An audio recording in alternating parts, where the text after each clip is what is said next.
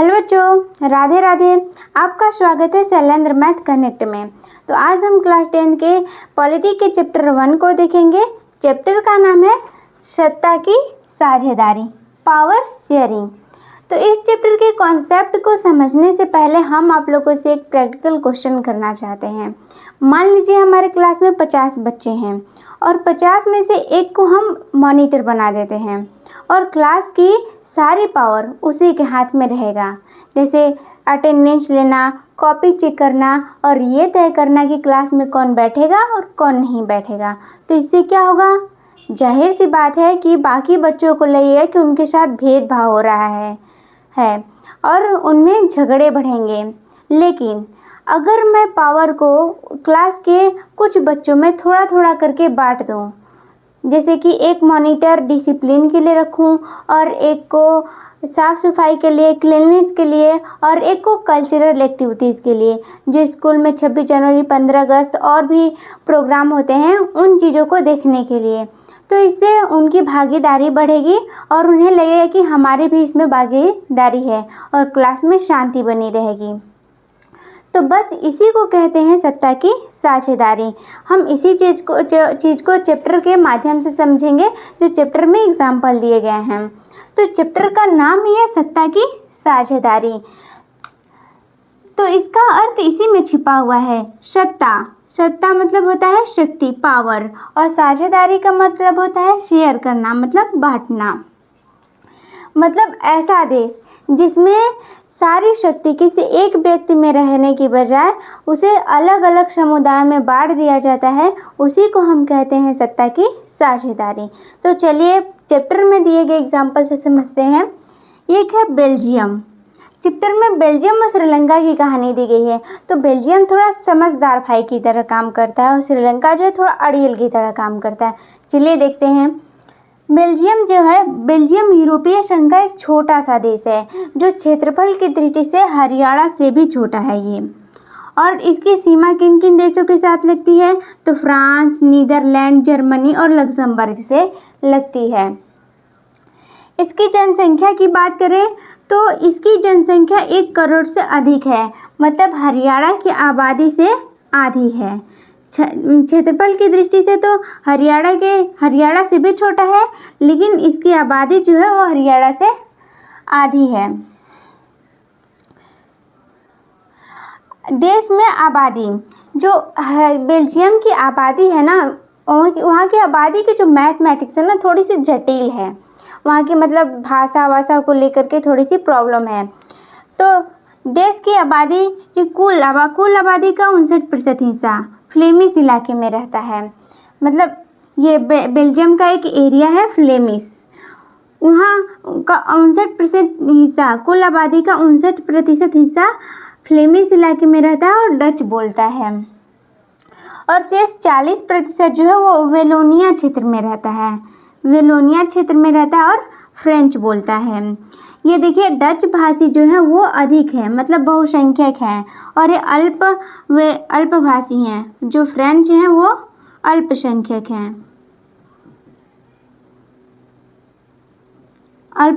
हैं। और बाकी जो 1% है वो जर्मन बोलते हैं। अगर राजधानी की बात करें तो बेल्जियम की राजधानी है ब्रुसेल्स। ब्रुसेल्स में ठीक उल्टा है, जैसे वहाँ की अपेक्षा यहाँ पे उल्टा है। 80% लोग यहाँ पे फ्रेंच बोलते हैं और 20% डच बोलते हैं। यहाँ पे लोग डच वाले अधिक थे और यहाँ फ्रेंच वाले कम थे, और यहाँ पे ठीक उल्टा है, फ्रेंच वाले अधिक हैं और डच वाले थोड़ा कम हैं। तो जो फ्रेंच भाषी थे वो डच भाषी से अधिक थे।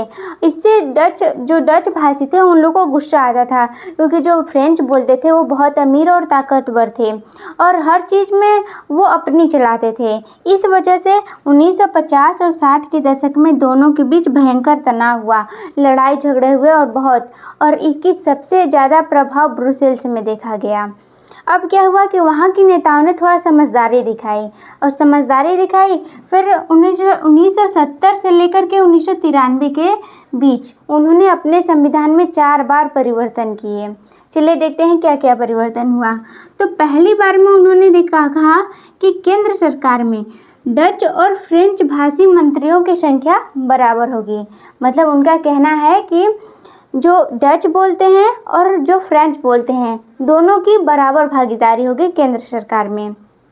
इससे दोनों को लगेगा कि हमारी भागीदारी है और झगड़े भी नहीं होंगे। फिर दूसरी बार परिवर्तन क्या हुआ कि राज्य सरकारों को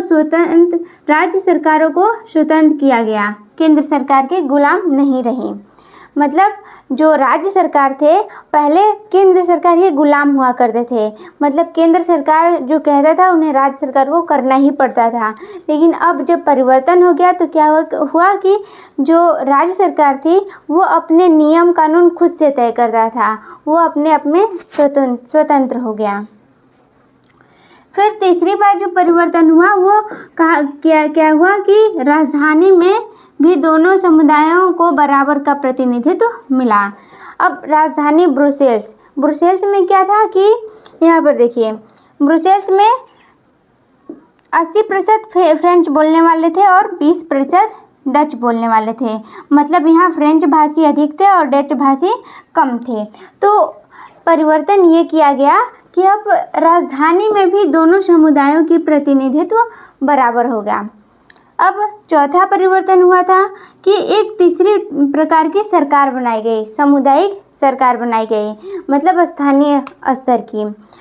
ये सामुदायिक सरकार क्या करती थी, ये स्थानीय स्तर की जो समस्याएं थी जैसे संस्कृति, भाषा, शिक्षा, इससे जो समस्याएं थी उन्हें संभालती थी।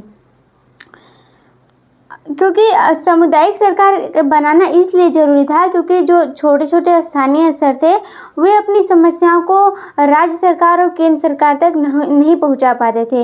इसीलिए उनके समस्याओं को समाधान करने के लिए तीसरे प्रकार की सरकार सामुदायिक सरकार बनाई गई।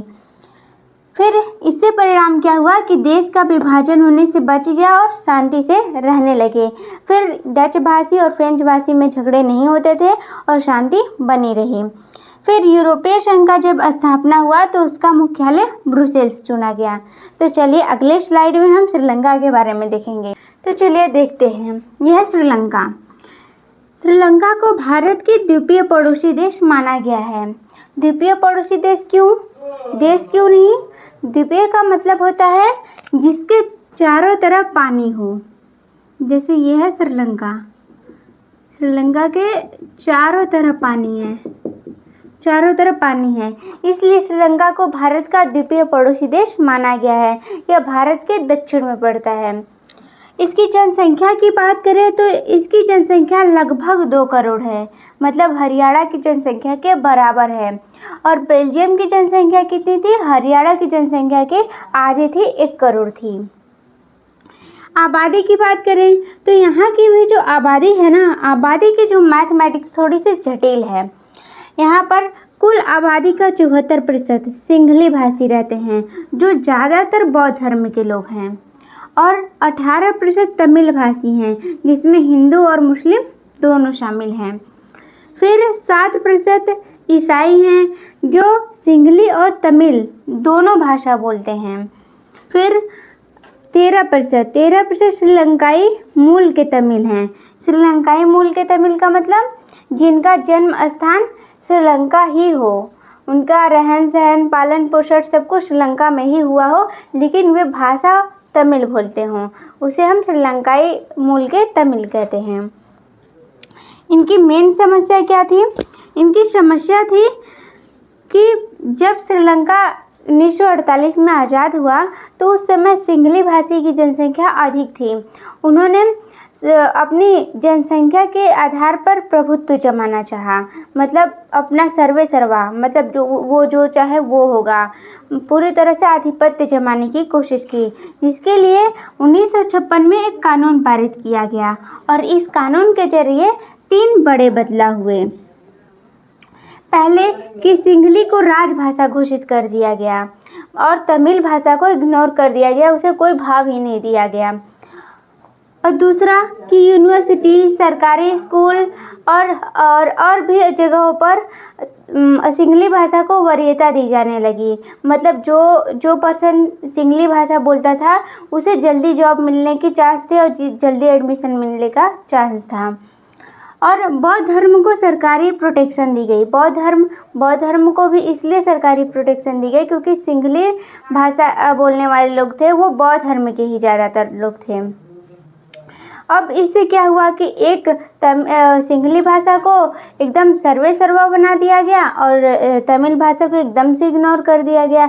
इससे लोगों को लगने लगा कि हम अपने ही देश में बेगाने हो गए हैं और उन्हें उन्हें लगने लगा कि हम अपने देश में बेगाने हो गए हैं और उन्हें इग्नोर किया जा रहा है और उनमें आक्रोश बढ़ा। उन्होंने पार्टियां बनाई और आंदोलन किए। आंदोलन के जरिए तमिलों ने अपनी मांग रखी कि हमें तमिल को राजभाषा घोषित किया जाए, क्षेत्रीय स्वतंत्रता दिया जाए, शिक्षा और रोजगार में उन्हें भी समान अवसर दिया जाए।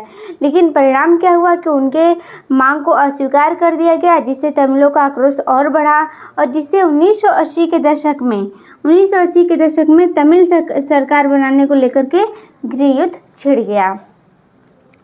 गृह युद्ध का मतलब होता है कि जब एक देश के 2 या 2 से अधिक राज्य आपस में झगड़े, आपस में युद्ध करें तो उसी को हम कहते हैं गृह युद्ध।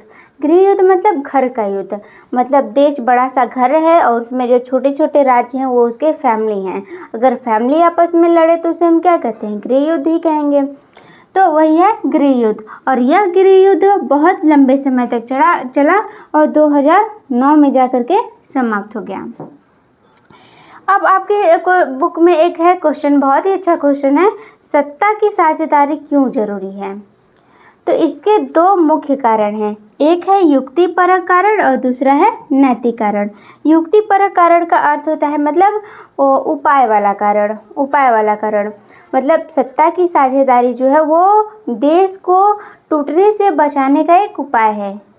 ठीक है, तो सत्ता की साझेदारी एक युक्तिपरक कारण से जरूरी है और दूसरा नैतिक कारण सत्ता की साझेदारी को लोकतंत्र की आत्मा कहते हैं। तो ये था हमारा चैप्टर। तो आगे की चीज़ें हम अगले पार्ट में देखेंगे। तब तक ले पढ़ते रहिए, मुस्कुराते रहिए। मिलते हैं शानदार क्लास के साथ नेक्स्ट वीडियो में।